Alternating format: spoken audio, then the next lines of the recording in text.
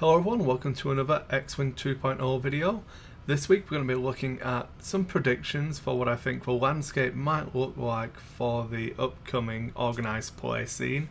We know there's been some changes, no one's been really sure, but more information is trickling out as we're getting sources from stores and different articles coming out from OP. So we're going to jump right into it. And this was obviously one of the first infographics things we got given. It was a new organised play pyramid where it shows where we currently sit on the left hand side. The only thing that would really count here would be the seasonal kits, which is like the store kits that you get now. You go in, you get like 16 alternate art cards, some tokens, that kind of casual event that stores can run. Then the System Open series, and then obviously it currently I would say the Star Wars Celebration Invitational Tournament would be the head of that track, whereas we have on the right hand side of this graphic we have what would currently be Store Championships, Regionals and then Worlds, two separate individual bodies, one designed to be more like casual, inviting. System Open series are supposed to be like really fun events to try and get people in all the different pods they run, but they're going to change it to this new style. So seasonal kits are going to remain, but as we'll get to, it looks like they might change slightly. And then Store Championships, Regionals, Nationals, Worlds is being completely replaced. So first off, we are going to look at the seasonal kits. So this is the trade document that gets sent out when they are advertising for different kits and trying to get the stores to order them. So this is the advertisement for the 2018 Season 4 Attack Run kit. It doesn't have any pictures of any of the prizes in there, anything like that. It does have some nice nuggets of information that you can glean from reading it. So it's coming out in December time, so we're still keeping the normal spread of that season, so we're still expecting one more kit before this one, which should have already been pre-ordered by stores. As we go into it, we break down the fact that it's obviously designed to run 3 months worth of events now, rather than being one kit which would run one event. This one's got 36 cards with 12 of 3 different styles. So if you're wanting to run a 36 player tournament, you probably need 3 of these kits to make sure you've got enough of each card to give out. Then, in a similar vein to how they do the Rune Wars kits at the moment, they have elite prizing. In Rune Wars, if you qualify for it, you get to pick one of them, and there's multiple different elite prizes. This one, it looks like it's going to be different ways to run it. So you might run one set of 12 cards and 4 sets of or 4 copies of one of the elite, or you might do them all, let people choose and go that way. There's an info card in it obviously, which will be for the store or the TO's benefit, and it'll let you have different ideas, but basically that comes into, this is what the stores can order just to support their normal play. The thing that is added in is obviously the challenge cards. So additionally, each attack run kit supports a special ongoing challenge as indicated in the game's free squad builder website and app. So each player who successfully completes this challenge during one of the events supported by the attack run kit earns a special challenge card while supplies last. And the prizes, so it just says it will refresh them in each new kit. So we're going to tie in some of the prizing to specific challenges in the app, and having that OP support directly through the app's really exciting. It's something new that we're trying out. Obviously we've never had their own app before, so all of that is new, but seeing that they're looking at other ways to utilise it rather than it just being a straight up squad builder is pretty interesting. Then we're going to go back to this, so that is the seasonal kit. Then moving on to a System Open series, that should remain unchanged. So that is the left hand side of the pyramid pretty much done. Then if we come in and start looking at the right hand side, so we have these deluxe wave kits. So we're advertising for deluxe wave kits for wave 1, wave 2 and wave 3 already. So that in of itself is pretty exciting news. X-Wing 2.0 isn't even out yet, we're already looking at wave 3 and we've got rough dates. So if you go through this one, it's a much more expensive kit. So this one looks to be more of a replacement for the Store Championship level, but it's going to be ran with each wave rather than, how would you term it, rather than in the tournament season that you'll have waves of seasonal tournaments will be in with the wave, which is different. It's pretty exciting. I'm not really sure exactly how they're going to do it, but again, there's info cards, posters and everything in there, so I'm sure when they arrive will be all good. So what we're going to cover on this one, and we're going to go more in depth on just the wave 1 because the information is repeated, wave 2, wave 3, but there's other stuff to look at. So on this one we're going to go pretty deep, and it comes with patronage cards, so you want to be buying from your local store to get these cards, or there's a chance that some stores might just hand them out as extra pricing once the kits have come, but 50 cards being in there designed to be for customers of the store rather than people just turning up to play in the tournaments. Then you have arcade tokens, which by all accounts seem to be these new metal tokens that they're putting in the current tournament packs.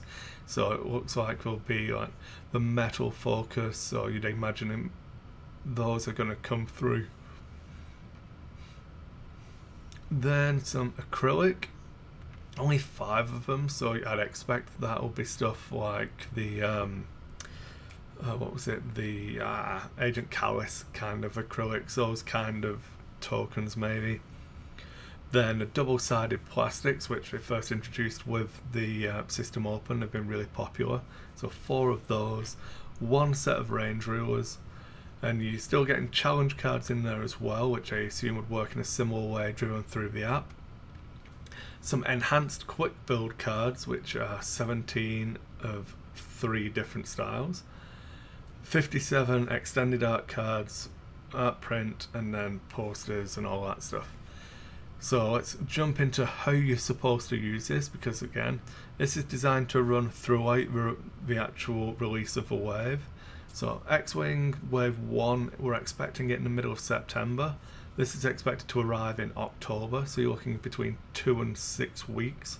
We should have these kits in our hands after 1.0 hits. Oh, sorry, after Wave 1 hits. So each one of these kits is designed to have multiple events ran from it. So there's going to be 3 different types of events.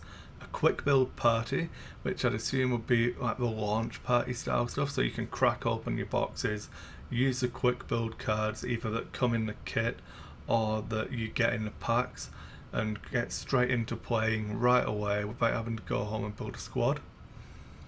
Then there'll be the themed tournaments, which is what we were talking about. If you go back and watch the video of the panel where they announced X-Wing 2.0, you'll hear the OP guys talking about the fact that you can put restrictions on list building. So Wave 1 is supposed to be the Battle of Yavin, so the themed tournament for that I expect would be limited to Wave 1 ships, but you can build your squad of like Black Squadron and Vader, you can have Luke, Wedge and Biggs, different things like that. And then finally you have a Wave Championship. So for that one I'd expect it to be closer to the actual standard play Star Championship tournaments. So that's where I'd expect you to start being able to run anything you like, open list building, 200 point standard tournament for the championship. So there's a lot of information in here if you actually read through it. It's encouraging you to use the ships from the waves, which is obviously why the quick build cards will probably feature ships from these waves rather than extra quick builds for conversion packs. I expect all of the art is going to be from ships from these waves. Then we have the fact that the 3 events all tie together and you score from all of them, and whoever wins the most tournament points over the 3 events, you can get the leader prizes, which would be like the range ruler, art print, that kind of stuff. So like I said, there's quite a lot in here to take from it. They're priced in accordance with store championship level of kits. The date for it is October, so 2 to 6 weeks after the wave hits. Then if we look at wave 2, again the wording's pretty similar, apart from it's wave 2 instead of wave 1. The contents is awfully similar, but when you look at it, we're looking at December 2018. So if you take that same 2 to 6 week window, it means we'd be expecting wave 2 anytime from November into early December. So really quickly on the heels. We know that wave 2 is supposed to be Resistance and First Order, and them getting the factions out there, which will give us 5 playable factions, and hopefully we'll see that pretty quickly on the heels. It's interesting that nothing's been announced on wave 2 yet. It's kind of we're stalled out waiting for wave 1 to be out, but right on the heels of that, September, October, November, maybe 10 weeks later, we'll be looking at wave 2 being on the shelves as well. So that's really exciting. Interesting to see the numbers of cards are the same, so if they're going to keep it tied into the fact that you want these quick build cards to be from ships in these waves, that kind of stuff. Are we going to get new ships, or is it literally just going to be the current Resistance First Order ships, and that is all we're going to get for wave 2? It's going to be exciting, but I'm pretty happy that it's coming so quickly. Then we go on to the fact that there is a wave 3 kit being solicited at the moment as well, and the date for this one's February. So again, we're looking at maybe January release for a wave 3, potentially January to February release for wave 3, and this is really exciting. So we know what wave 2 is supposed to be, but we've not really said anything about wave 3 at all. So we're probably safe to assume that if it's going to be coming out this rapidly, we're probably looking for wave 3 to be launching the current ships into a new packaging and a new style. So I'd expect stuff like the Falcon for Rebels, that will get the Rebel Falcon, Interceptors, all that kind of stuff will be where I guess we're going to get wave 3. I don't think we'll necessarily get new content or new ships per se, but what are the complaints from these conversion packs that we've been looking at? That they're short on Interceptor pilots, they're short on G1A, Mist Hunter. I can't remember what the thing is. I think it's a G1A. The Mist Hunter has only got like 3 pilots, so those are ones I'd be guessing towards coming out in wave 3, and again they're going to be quick on the heels. So yeah, lots of stuff in there, and that takes us through the deluxe wave kits. Then hyperspace trials, if you go back to the original article, there is a decent snippet of information. Now we've actually got information about the rest of it, you can start making summary judgments and stuff on this. The hyperspace trials are going to replace the regionals, but they're not going to be limited, so any store, as long as you can physically hold it, will be able to hold one, as long as you give them the money for the kit effectively.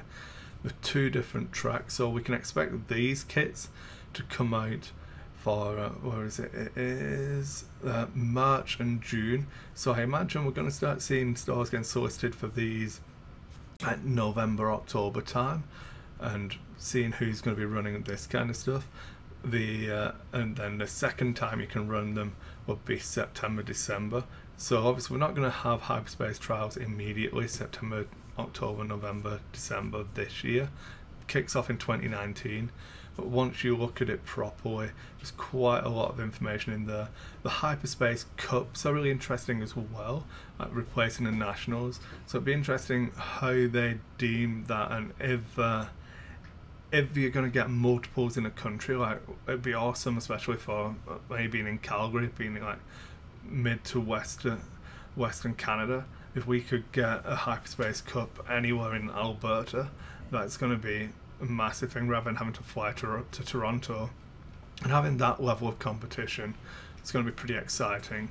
I imagine those will be harder to get hold of and more cherry-picked, making your relationships with the stores and FFGOP will be the important parts to there. Obviously it clarifies that the System Open is going to continue, and then the only thing we have left is we go into the Worlds, which all we know at the moment is that it's kind of been amalgamated into the Star Wars Celebration thing style that they did, where they've announced that there's going to be votes for what ships and upgrades and stuff like that. So it's going to be more akin to that this year. What we get in 2019, I still have no ideas for yet.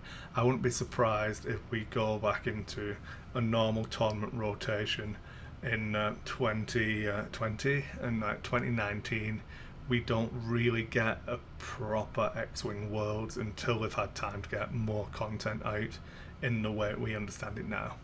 Well, that's it guys, I'm going to jump off the video now and hope you've taken some useful information from it.